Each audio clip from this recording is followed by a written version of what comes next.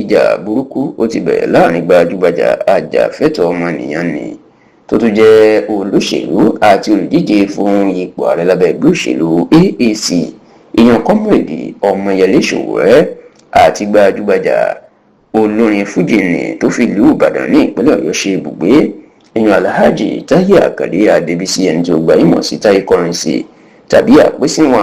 tàbí bàbá Honorable tó sì jẹ́ pé àṣírí ohun tó fa ìjà àwọn méjèèjì òun ni tẹlifíṣàn Yorùbá Tòótọ́ òní àmúwá fún yín nínú ìròyìn tí ẹ fẹ́ máa wò tí ẹ sì tó fẹ́ máa gbọ́ yìí. Bí wọ́n bá ń sọ ọ̀kan lára àwọn olórin fújì tí òkìkí wọn ń tàn tá ń ṣe dáadáa lásìkò yìí òkè téńté ní orúkọ Táyé Àkàndé Adébísí ẹni tí ó gbajúmọ̀ sí Táyé Currency yóò wá. Bẹ́ẹ̀ ìní ọkùnrin náà ló ń ròde eré gbà dáadáa tí nǹkan ń lọ dáadáa fún un tí orúkọ ẹ̀ tó sì ń tàn káàkiri. Bẹ́ẹ̀ kan náà lọ̀rọ̀ rí fún Comrade Ọmọyẹlé Sowore. Òdu ni Ọmọyẹlé Sowore ní orílẹ̀-èdè Nàìjíríà lásìkò yìí o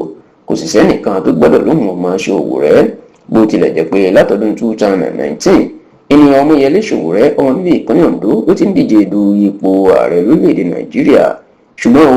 níṣe ni ó tó jẹ́ gbajúgbajà ajàfẹ́tọ̀ọ́ ọmọnìyàn tó máa ń jà fẹ́tọ̀ọ́ àwọn ọmọnìyàn káàkiri orílẹ̀-èdè Nàìjíríà eléyìí gan la sì lè sọ pé ó sọ Sowore di gbajúmọ̀ tí àwọn èèyàn tá fi mọ̀ pàápàá àwọn ìwọ́de tó tún máa ń ṣíwájú pàápàá tako ìjọba káàkiri orílẹ̀-èdè Nàìjíríà. ṣá o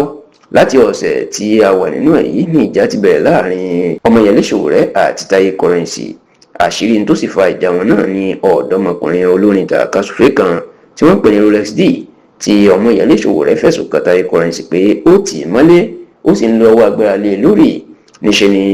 Ọmọyẹlé Sowore jẹ́ kó di mọ̀ ìpè níṣe ní Táyé Currency ìná fún àwọn ọlọ́pàá ló fún wọn ní owó tó sì ní kábòm fi ìyà jẹ Rolex D fún ẹ̀sùn ìbanilórúkọ jẹ́. ó ní ìlú Èkó ni wọ́n ti kọ́kọ́ gbé Rolex D kó tó ní kábòm gbé wá sí ìlú Ìbàdàn láti fìyà jẹ tí Comrade Ọmọyẹlé Sowore tó sì bẹ̀rẹ̀ sí ní máa sọ̀pọ̀ ọ̀rọ̀ sí Táyé Currency. ó lóun ò rí olórin tí ò wúlò tó Táyé Currency rí. ó ní agbára tó rò pòun ní ó fẹ́ máa fi fìyà jẹ ọmọlàkejì ẹ̀ ni. bẹ́ẹ̀ ni Comrade Ọmọyẹlé Sowore wá jẹ́ kó di mọ̀ wípé gbogbo ibi tí Táyé Currency bá ní agbára dé kó máa ṣá lọ olóhùn yóò rí dájú pé Rolex D ó jáde lọ́gbà ẹ̀wọ̀n. kódà níṣe ni Sowore tó lọ sí ìlú Ìbàdàn nítorí ọ̀rọ̀ yìí tó bá àwọn oníròyìn sọ̀rọ̀ jẹ́ kó di mímọ̀ wípé ńgbà tóun rí Rolex D nínú ọgbà ẹ̀wọ̀n àánú ṣe òun fẹ́ bú sẹ́kún nítorí pé ara òyà wọn ti ṣe níṣekúṣe tó sì tún ní lásìkò tí Rolex D wà nínú ọgbà ẹ̀wọ̀n inú pàdánù bàbá ẹ̀ èyí tí wọ́n fún láǹfààní láti lọ sìnkú bàbá ẹ̀ tó sì ní ká ní ẹgbẹ́ àwọn olórin tí wọ́n ń pè ní Performer Musician Association of Nigeria PMAN kánáṣe wà ní ó ní ó yẹ kí wọ́n ti fi òpin sí orin Táyé Currency èèyàn pé kí wọ́n fi òfin dè é kí wọ́n sì má sì jẹ́ kí ó kọrin mọ́ nítorí pé ó ń ṣe agbára ó ṣe lò.